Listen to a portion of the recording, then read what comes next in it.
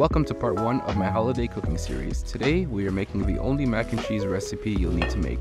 Be sure to follow me so you can follow along the rest of the series as I share more delicious recipes you can make this holiday season. Start off by grating your cheeses. I'm using old cheddar, aged white cheddar, and marble. In a saucepan, add equal parts butter and flour. Whisk for a few minutes for the flour to cook out. Salt your boiling water, then add your macaroni of choice. Then add milk in batches. Continue to whisk along the way. Once it clumps up, add the rest of the milk and whisk together. Add salt, freshly cracked black pepper, garlic powder, and optionally, smoked paprika.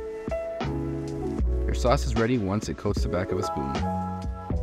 Add your grated cheese and continue to whisk until well combined. Drain your macaroni, then add your cheese sauce. Stir well until combined.